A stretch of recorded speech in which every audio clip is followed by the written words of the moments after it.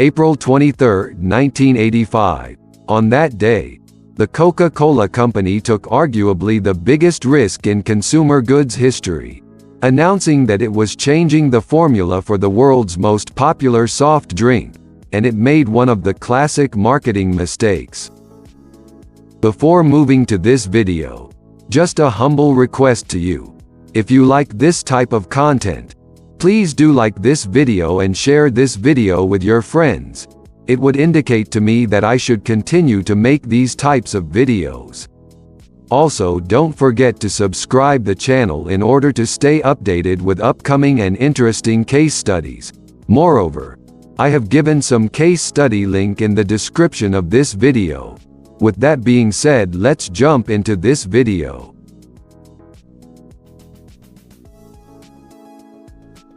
The motivation behind the change was primarily a competitive one. In 1985, the Coca-Cola Company's share lead over its chief competitor Pepsi, in its flagship market, with its flagship product. Although Coca-Cola remained the world's best-selling soft drink, rival Pepsi Cola continued to gain market share in the 1970s and early 1980s. Consumer preference for Coca-Cola was dipping, as was consumer awareness. Due to Pepsi's aggressive Pepsi Challenge campaign, in which consumers take blind taste tests, starting initially just in Texas, the promotion involved advertising and in-store sampling showcasing consumer blind taste tests between Coca-Cola and Pepsi Cola. Invariably, Pepsi won these tests.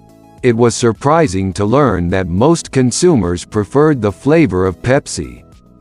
To the shock of Coca-Cola, internal taste tests yielded the same results.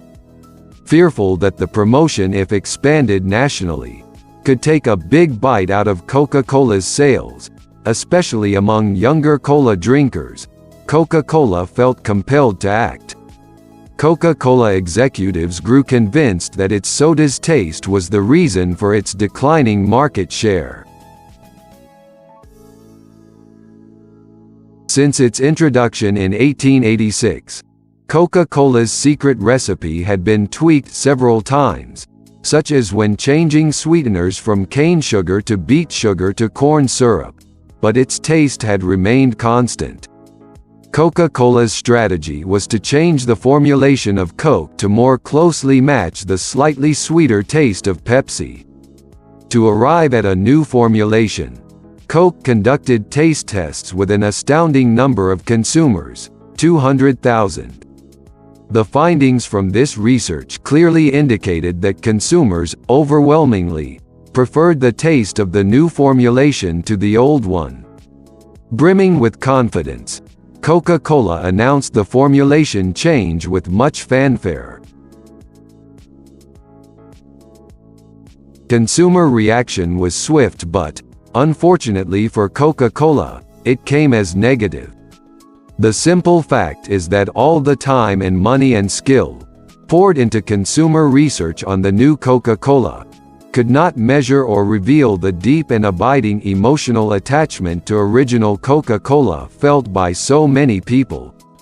By June 1985, the Coca-Cola Company was getting 1,500 calls a day on its consumer hotline, compared with 400 a day before the taste change.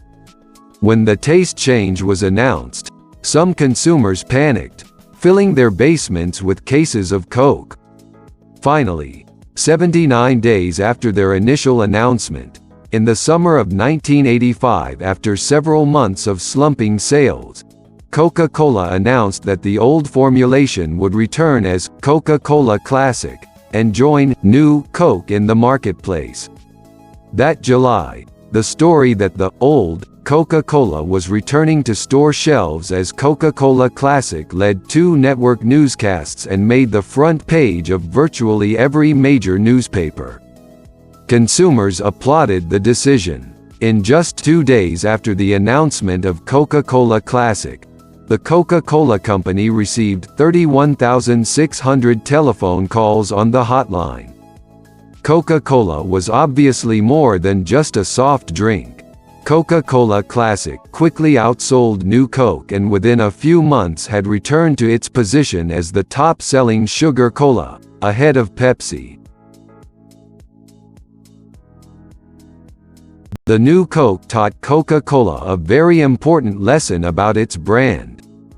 Coke clearly is not just seen as a beverage or thirst-quenching refreshment by consumers. Rather, it seems to be viewed as more of an American icon. Coca-Cola lost sight of what its product stood for.